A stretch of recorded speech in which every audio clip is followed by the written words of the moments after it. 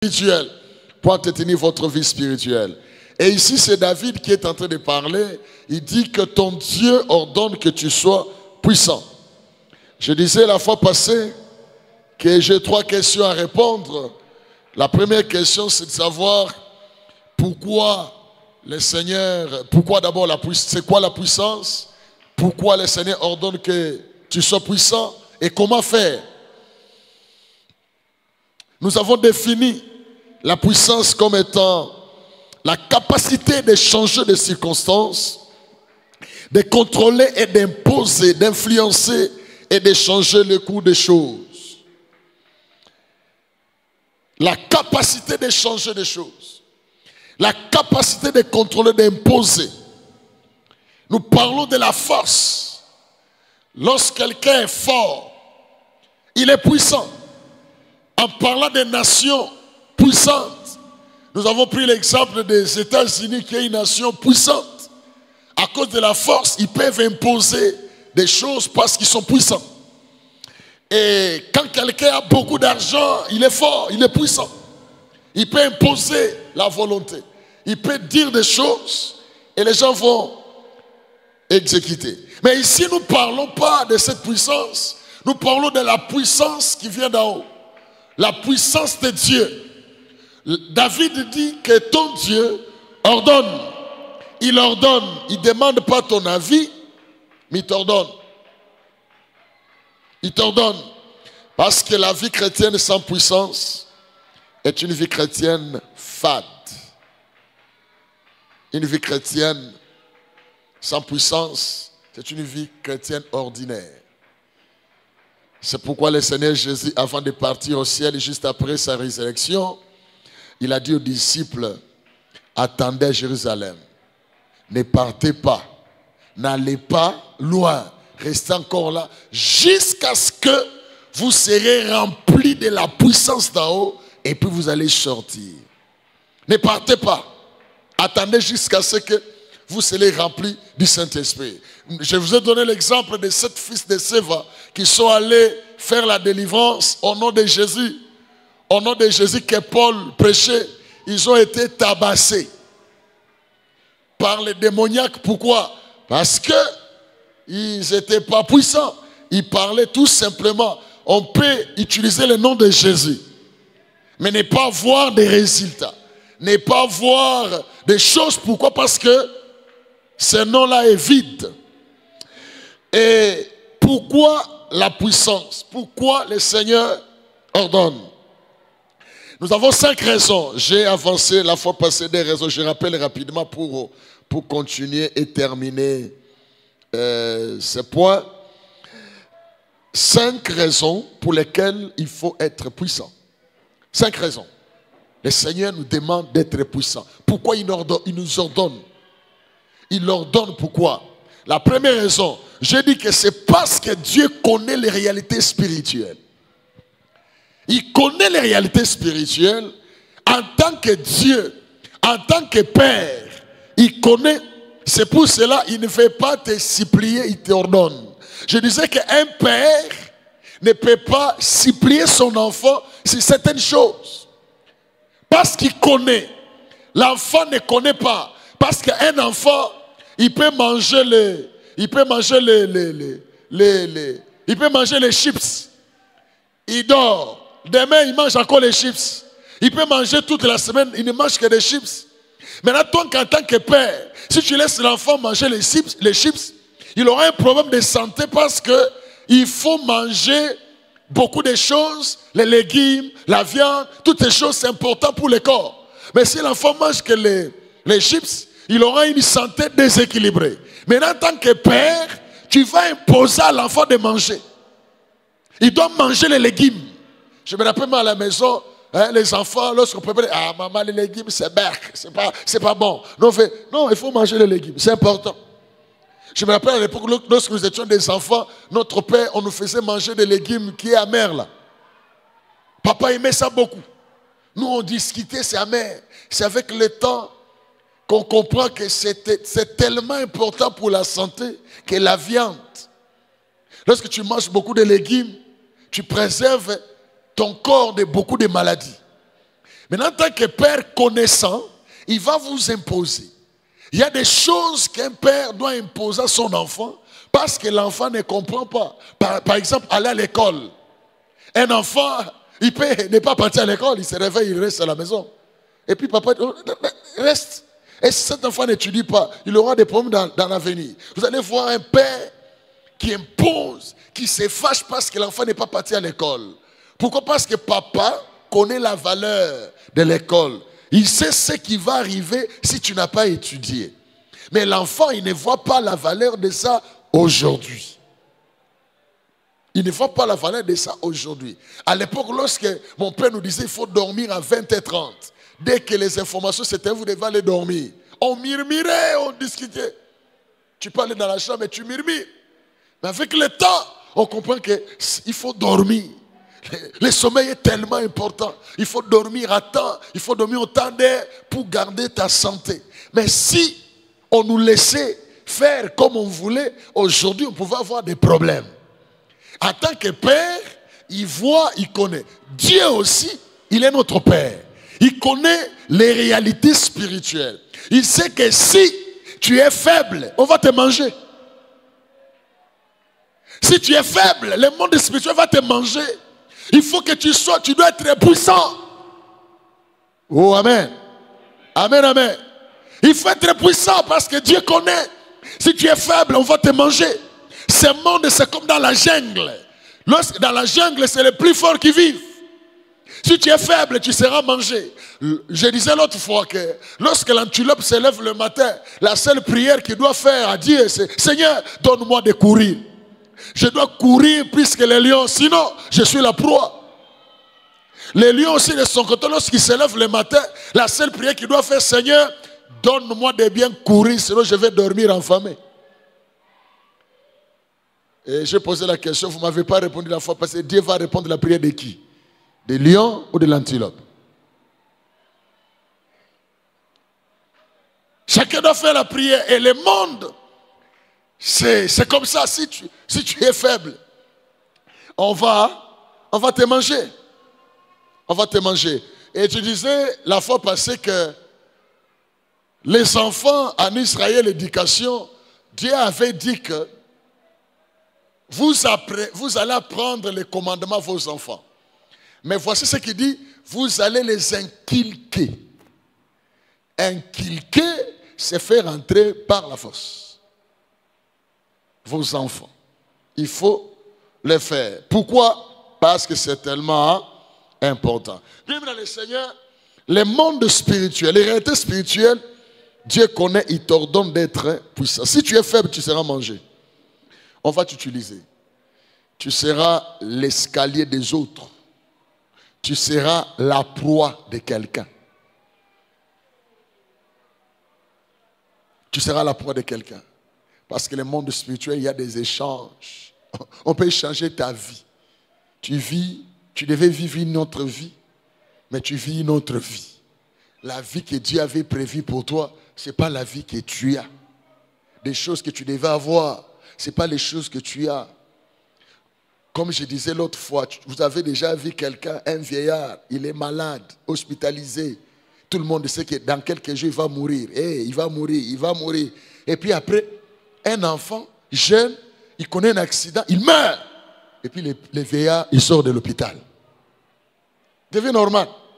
Comme si rien n'était. Et la personne est partie. Et ça arrive. Les vols, on change la destinée. Tu peux mourir à la place de quelqu'un d'autre. Et toutes ces choses, ce sont des réalités spirituelles. Alors, tu dois être puissant. Amen, amen. Oh, amen, amen. Tu dois être puissant. Au service. Au service. Il faut être puissant. Il y a beaucoup de choses au niveau du travail. Deuxième raison. C'est parce que ce monde est sous la puissance du diable. Le Seigneur nous ordonne. Il ne demande pas notre avis. Si tu veux, non. Il dit, il faut que tu sois puissant. Pourquoi? Parce que ce monde est sous la puissance du diable.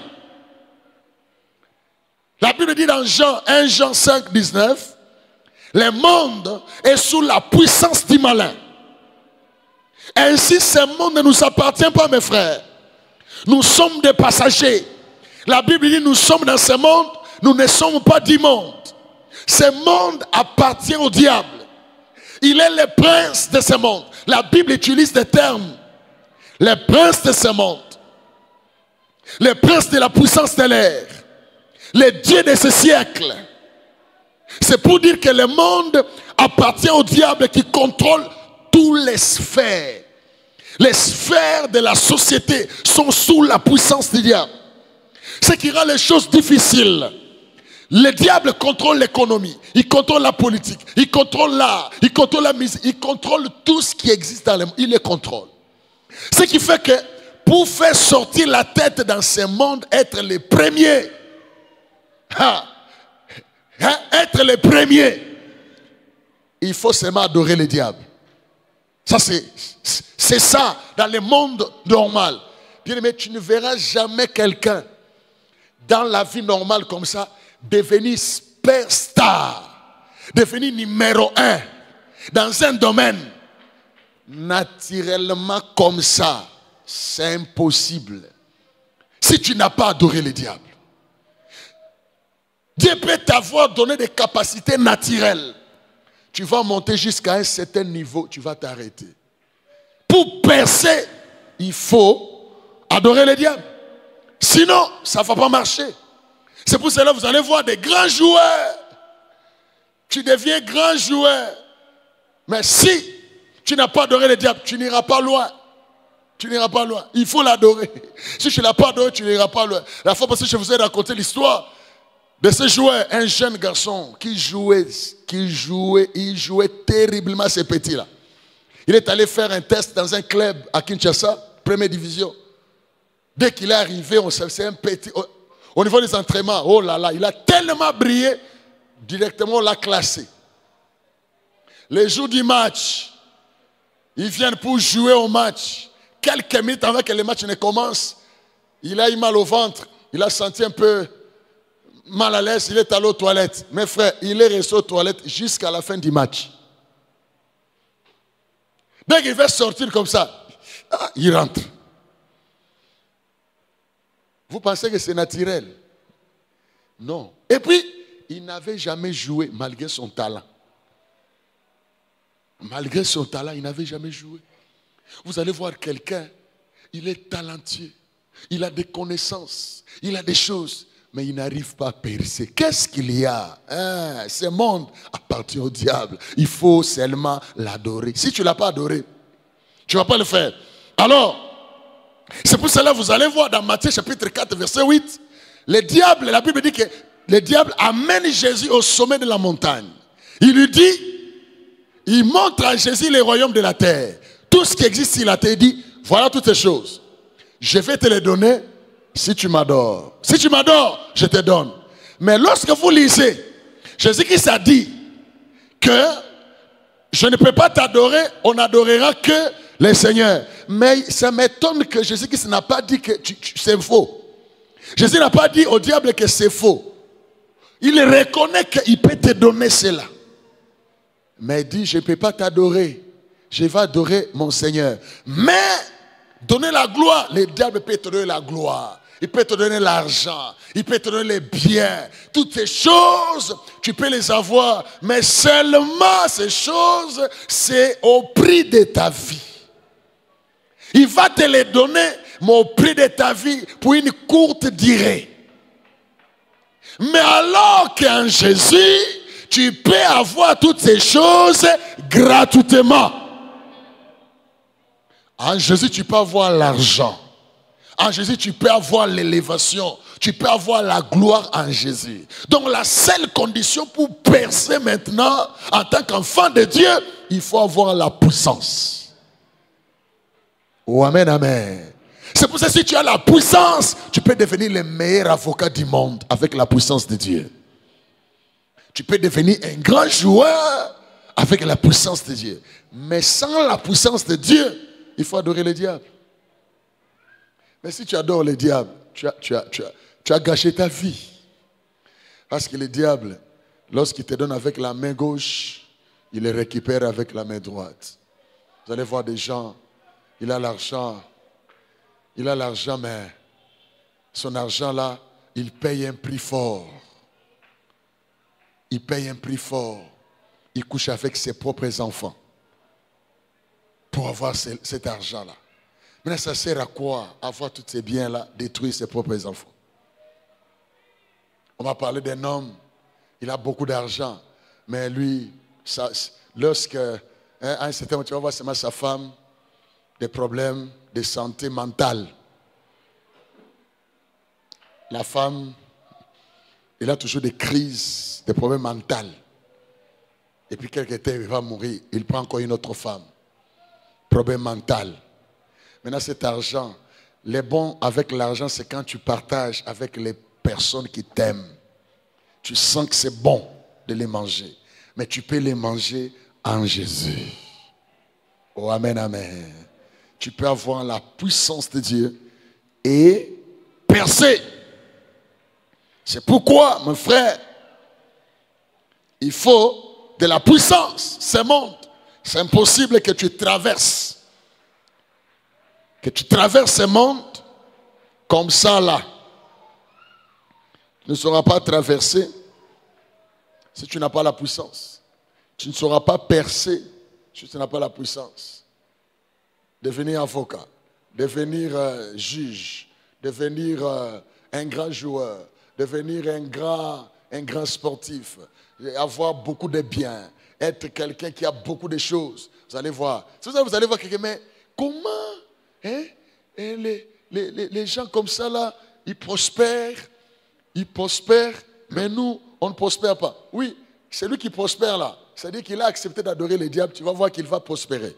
Même les païens, s'il n'adore pas, il refuse, il va s'arrêter à un certain niveau. Il ne saura pas percer. Il ne saura pas. Il faut seulement adorer le diable, accepter de l'adorer à ce moment-là. Tu vas. Mais nous avons accepté d'adorer Jésus. Lorsque tu adores Jésus, lui aussi va t'élever. Il faut de la puissance pour pouvoir percer dans la vie. Sinon, impossible. Ce monde est sous la puissance du diable. Le diable est assis sur tous les domaines de la vie, politique, tout. Alors il faut de la puissance. Troisième raison,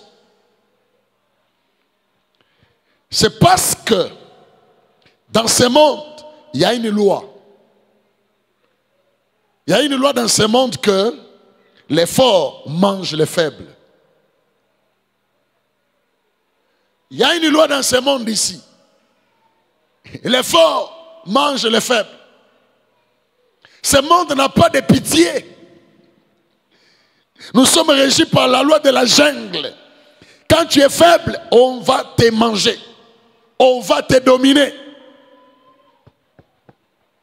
C'est pourquoi nous avons besoin de l'onction.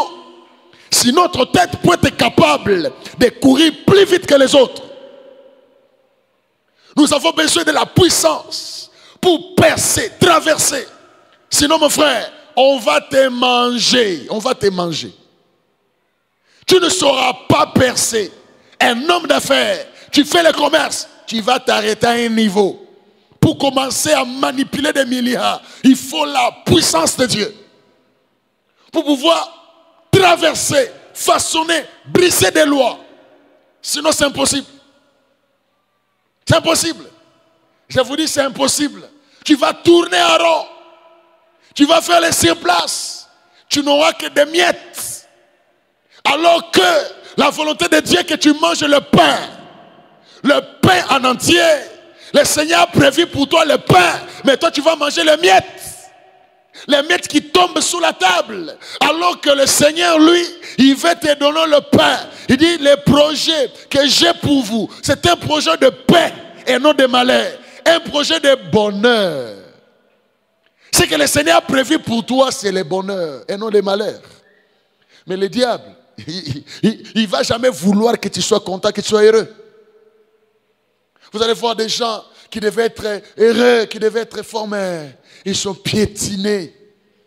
Ils sont piétinés. On les ravit les droits. On va te ravir ton droit, mon frère. On va te ravir. C'est comme j'ai parlé, j'ai toujours donné cet exemple lorsque nous étions à l'école primaire. Premier primaire. Dans notre classe, on avait un petit. Il était court de taille. On le dépassait de taille, mais on avait tous peur de ces petits-là. Il nous dominait. Lorsque tu arrives avec ton pain, tu lui donnes. C'est lui qui doit décider s'il va vous donner ou pas. Mais c'est ton pain. Tu lui donnes, il mange, il te donne pas, et puis tu te chasses. Et puis tu pars. Demain tu viens encore, tu lui dis bonjour. Chaque jour, c'était comme ça. On était à 5 ou 6. On avait peur de lui. On sait pas on avait peur de lui, pourquoi? On avait peur de ces petits. Tu viens avec l'ardoise, non, on était avec l'ardoise, avec la touche. Il te ravit la touche. Et puis madame peut te taper parce que tu n'as pas l'ardoise, mais tu ne sais pas dire que c'est lui qui a pris. On avait peur de lui. Chaque jour, c'était comme ça. Jusqu'à un jour, là, je suis venu, j'ai dit non, trop c'est trop. Trop c'est trop. J'avais amené l'argent, c'était les beignets ou quoi. Il m'a demandé, j'ai refusé. Il dit quoi? Il était étonné. Quoi? Tu vas voir la réquête. Il dit, ah non, non, non, en tout cas, je vais voir. Lorsqu'on est sorti, j'ai fui, je suis allé à la direction. Le lendemain, j'ai dit non, j'ai peur de lui. Pourquoi? À la sortie là, j'ai dit aujourd'hui, c'est aujourd'hui. Lorsqu'il est arrivé là, et c'est comme ça, je l'ai tapé, mes frères. C'était la délivrance. La délivrance, c'est tout le monde. Tout le monde n'avait plus peur de lui. C'était fini. Mais, vous voyez combien j'ai perdu mes choses. Et ce monde est comme ça, mon frère. Quelque chose qui t'appartient à toi, quelqu'un d'autre peut jouir de ça. Il peut jouir de ce qui t'appartient. Et puis toi-même, tu ne jouis pas de cela. Donc, mes frères, si tu es faible, on va te manger, on va te dominer. Vous allez voir quelqu'un, il est au travail, il doit monter des grades, mais rien du tout. Ce sont les autres qui prennent sa place. Lui, il travaille beaucoup, mais ce sont les autres qui en bénéficient. Il travaille beaucoup, ce sont les autres qui en bénéficient. Et ce monde, il y a cette loi-là. Maintenant, le Seigneur te dit, pour briser cette loi-là, il faut être puissant. Tu dois être puissant. Est-ce que quelqu'un peut dire amen? Tu dois être puissant. Avoir de l'onction, avoir de la puissance, avoir la capacité. Bien aimé, l'onction, la puissance, c'est une autorisation. Tu as l'autorisation d'opérer dans un territoire. Tu as l'autorisation de faire des choses à un endroit. Tu as l'autorisation. L'autre fois, j'ai parlé que je voulais faire les recherches de... Je venais de finir mes études. Non, j'étais à la fin de mes études universitaires. Je devais élaborer mon travail de mémoire. Je suis allé dans une entreprise de la place pour poser des questions pour l'élaboration de mon travail. Ce travail avait deux parties. La première partie, il fallait que je pose la question aux gens des manœuvres, les mécaniciens, des chauffeurs, tous ces gens qui sont des moins gradés là. Je devais les voir pour poser des questions, comment ça s'est fait, tout ça. Je suis allé, j'ai posé des questions, ils me donnaient des réponses, j'écrivais. La deuxième partie, c'était des cadres supérieurs. Il fallait rencontrer des directeurs. C'est une très grande entreprise de notre pays. Il fallait rencontrer des directeurs. Je suis allé, je me suis faufilé, je suis allé entrer dans un bureau, j'entre, et la personne qui m'a reçu, c'est le secrétaire, il me regarde, il dit, qu'est-ce que tu veux? Non, je voudrais rencontrer le directeur. Je dis, tu ne peux pas le voir comme ça? Il dit, non, voilà, j'ai fait les recherches, tout ça. Il a refusé, il m'a même chassé. Je suis sorti, je suis allé dans un autre bureau, on m'a chassé. Je dis, mais je vais faire comment? J'étais bloqué. Je ne savais pas comment évoluer avec mon travail. Je me suis dit, mais je vais faire comment? Maintenant, j'ai sauté avec des soucis. Je me disais, mais je dois reprendre le travail, je dois changer de sujet. Je vais faire comment? En sortant, heureusement pour moi, je me rencontre avec un collègue, ami de mon auditoire. Il était le fils du secrétaire général de cette entreprise. Je ne vais pas citer le nom. Je dis, oh, Mario, tu fais quoi ici? Je dis, non, je suis venu, voilà, je vais pour faire mon travail, mais j'ai rencontré un obstacle. Je voudrais voir des directeurs, mais il n'y a pas moi. Il dit, oh, viens, je vais t'amener chez mon père.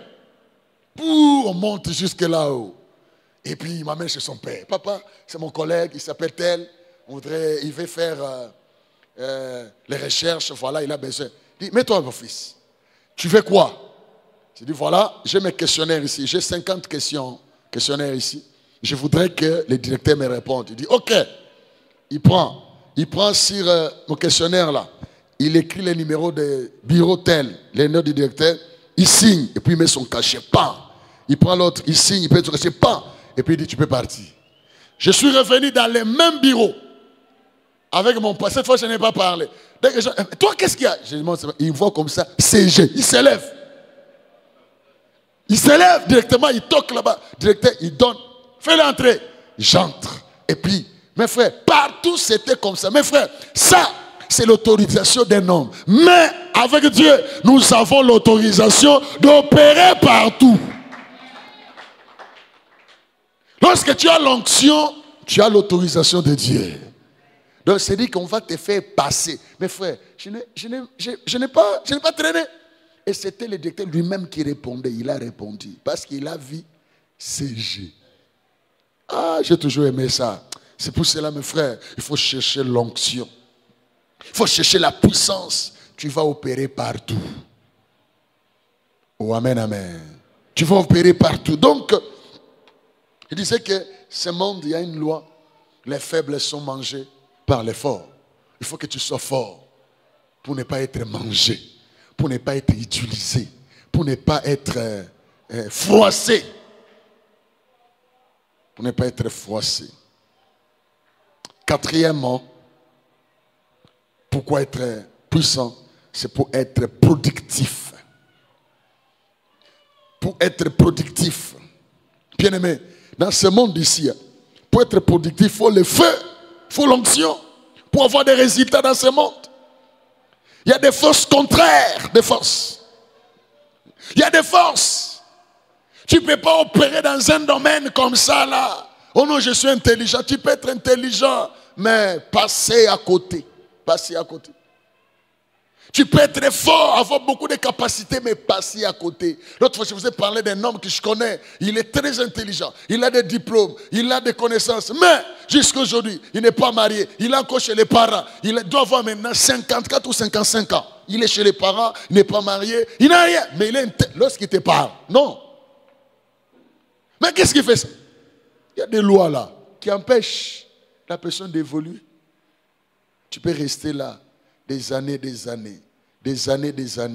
rester sur place et ne pas franchir le mirail. Mais avec l'onction, tu vas franchir le mirail. Tu vas franchir le mirail. Et tu seras productif. Voilà pourquoi le Seigneur Jésus, la Bible dit que le Seigneur Jésus dans Luc 4, 18, il entre dans le temple.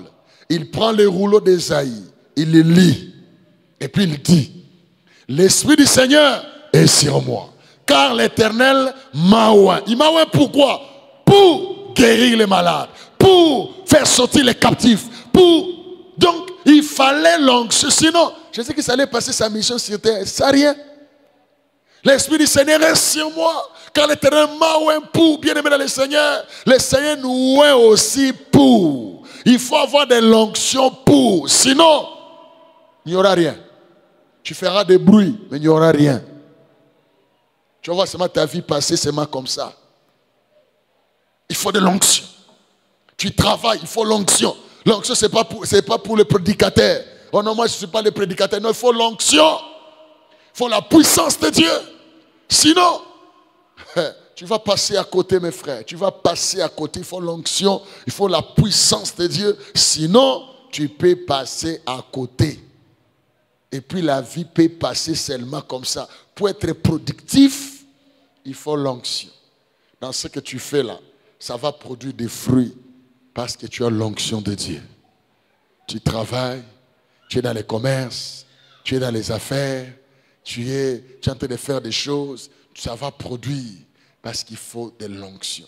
Parce que les gens pensent que l'onction, c'est pour les prédicateurs. Non.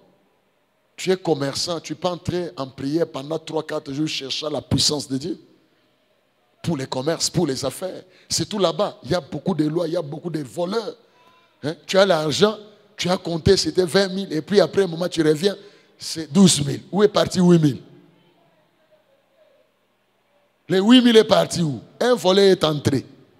Il t'a donné l'argent. Et puis, il a récupéré l'argent. Et puis, il est parti avec. Vous avez déjà appris ça? Vous n'avez jamais appris ça? Moi, j'ai appris ça lorsque je suis parti. On m'avait invité à... J'avais un séminaire à Cabinda. La bonne Cabinda. Un jeune homme vient me dire, pasteur, nous là, donc lorsqu'on entre dans une boutique, ils avaient des fétiches pour voler l'argent. Lorsqu'il entre dans la boutique, il achète quelque chose, il te donne 10 $. Dès que tu prends l'argent là, tu mélanges seulement avec ton argent. Frère, tout ce qui est là, ça va disparaître. Et puis tu vas condamner les vendeurs pour rien. Tu vas les chasser qu'il a volé ton argent. Ce n'est pas lui le voleur. Mais lorsque tu as l'onction, ils vont essayer, ça ne va pas marcher. Oh, amen, amen. Il va essayer de voler, ça ne va pas marcher. Parce que tu as l'onction, tu as la puissance de Dieu. Vous êtes dans un procès, en train de plaider, tu es avocat, en train de plaider pour quelqu'un. L'autre de l'autre camp, ton adversaire, il a des choses. Lorsqu'il te met là, tes pensées commencent à fuir, tu ne sais plus agencer les idées. On va condamner ton client alors qu'il devait avoir raison.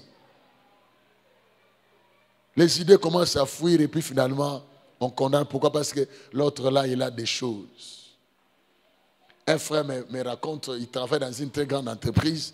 Il dit, pasteur, vous entrez dans une réunion avec les boss. Vous êtes assis là, chacun avec son petit rapport. Vous donnez les rapports. Pendant que vous parlez là, tu vas voir quelqu'un, avant d'entrer à la réunion, il avait son petit rapport, il parlait bien. Lorsqu'il entre seulement là, il commence à divaguer. Il dit des choses qui n'ont pas de sens. Et puis on les chasse. Tu ne fais pas bien ton travail. On peut les chasser, pourquoi? Il dit, il y a quelqu'un là qui est assis là, en train de brouiller des choses. Il a brouillé les réseaux. Le réseau est parti. Tu cherches les réseaux, il n'y a plus de réseaux. Tu dis des choses qui ne concordent pas. Et c'est possible. C'est possible. Donc le réseau est parti. Mais lorsque tu as l'onction, comme je disais l'autre fois, lorsque tu as l'onction, tu deviens, vous savez, dans l'armée, il y a une arme qu'on appelle, qui vient pour détecter c'est les radars. Radar, pour détecter les missiles, pour détecter une arme qui vient dans votre camp. C'est les radars. Ça va détecter, puis ça donne le signal. Mais il y a aussi des radars, il y a aussi des armes qu'on a créées pour ne pas être détectés par les radars. Des missiles et des antimissiles. Lorsqu'on lance une missile, il y a des antimissiles. On lance comme ça, on lance aussi et puis ça ne peut pas arriver, ça ne peut pas entrer. Ou bien les radars. Maintenant, lorsque tu as l'onction, tu deviens indétectable. Vous êtes assis là, on cherche les réseaux. Toi, on ne te voit pas. On voit les autres, mais toi, on ne te voit pas. C'est pour cela qu'il faut l'onction. Oh, est-ce que je parle à quelqu'un? L'onction. On va chercher là. Mais toi, tu es comment? Toi, on te cherche, mais on ne te voit pas. On ne te voit pas. On ne te voit pas. Puis, le Seigneur, faites attention. Ce monde ici, il y a des choses. Il y a des choses qui se font. Je peux parler. Il y a un frère qui m'avait vu pour me dire, il est en train de... Il sort seulement comme ça, il rencontre quelqu'un. Il rencontre quelqu'un, une femme. Il est sur la moto. La femme lui dit, est-ce que tu peux me déposer? Aide-moi, je n'ai pas l'argent. Donc je ne sais pas. Je n'ai pas l'argent. Et les garçons, bien intentionnés, ils prennent la personne.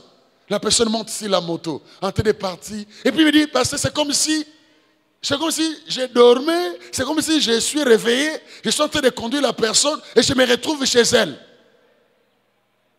Et puis jusqu'à coucher avec elle. Et puis je lui donne l'argent. Quand je sors, c'est comme si je dormais. C'est comme si je dormais. Ce monde ici, mes frères, il y a des choses. Hein. C'est pour cela qu'il faut l'onction. Est-ce que je parle à quelqu'un ici?